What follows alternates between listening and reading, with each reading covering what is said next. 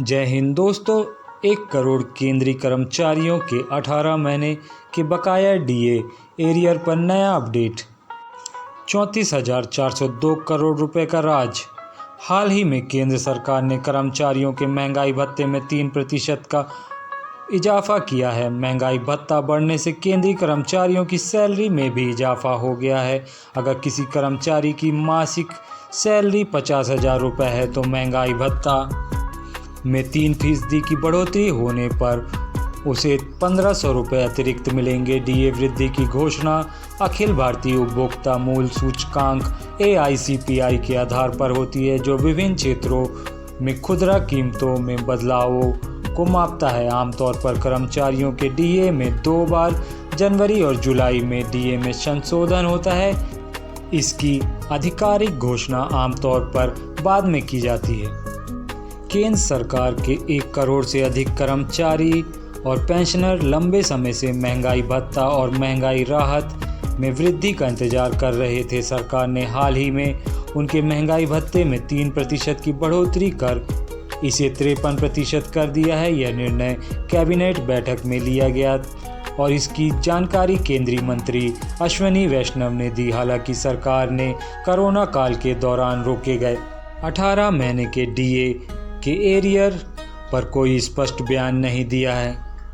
महंगाई भत्ते का फ्रीज होना 2020 में जब कोरोना महामारी का प्रकोप बढ़ा, तब आर्थिक चुनौतियों का सामना करते हुए केंद्र सरकार ने जनवरी 2020 से जून 2021 तक 18 महीने के डीए और डीआर की 3 किस्तों का भुगतान रोक दिया गया था। उस समय सरकार ने कहा था कि देश की आर्थिक स्थिति ठीक नहीं है और इस वजह से ये कदम उठाना पड़ा है। यह कदम केंद्र सरकार के कर्मचारियों और पेंशनर्स के लिए एक बड़ा झटका साबित हुआ, क्योंकि उनकी महंगाई भत्ते की बढ़ोतरी को रोक दिया गया था। इस निर्णय से सरकार ने 34,402.32 करोड़ रुपए की बचत की थी।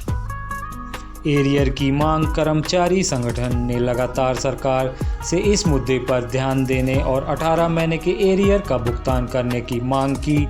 राष्ट्रीय परिषद JCM और अखिल भारतीय रक्षा कर्मचारी महासंघ AIDEF के महासचिव C श्री कुमार ने भी यह मुद्दा उठाया। उन्होंने DAR को कर्मचारियों और पेंशनरों का हक बताते हुए सरकार से इसका भुगतान करने का अनुरोध किया।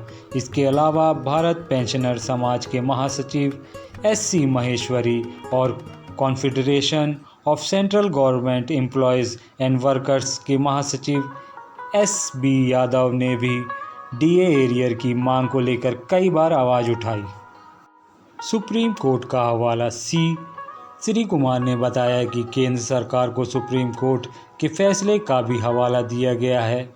सुप्रीम कोर्ट ने कहा था कि ऐसे मामलों में जहां डीए का भुगतान रोका जाता है, कर्मचारी को 6% ब्याज के साथ उसका भुगतान करना होता है। इसके बावजूद सरकार ने इस पर कोई सकारात्मक प्रतिक्रिया नहीं दी और बजट सत्र में कहा कि मौजूदा आर्थिक परिस्थिति में डीए के एरियर का भुगतान करना व्यवहारिक नहीं है। सरकार की प्रतिक्रिया। सरकार ने बजट सत्र के दौरान यह बात मानी थी कि डीए के बकाया को लेकर कई कर्मचारी संगठनों ने आवेदन दिए हैं, लेकिन वित्त राज्य मंत्री पंकज चौधरी ने स्पष्ट कर दिया कि वर्तमान आर्थिक स्थिति को देखते हुए डीए एरियर का भुगतान संभव नहीं है। उन्होंने कहा कि सरकार का राजकोषीय घाटा अभी भी FRBM अधिनियम के अनुसार निर्धारित सीमा से 2 गुना है। ऐसे में डीए एरियर का भुगतान करना व्यवहारिक नहीं है। एरियर के मुद्दे पर कर्मचारी संगठनों की राय।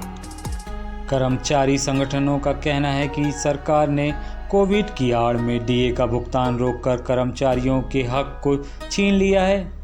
राष्ट्रीय परिषद JCM के सचिव शिव गोपाल मिश्रा ने इस मुद्दे को कैबिनेट सचिव के सामने उठाया था और कहा था कि कर्मचारियों को उनके 18 महीने के डीए एरियर का भुगतान मिलना चाहिए। सरकार को इस बकाया राशि का एक मुश्त भुगतान करने का सुझाव भी दिया गया था, लेकिन सरकार ने इसे नज़रअंदाज कर दिया।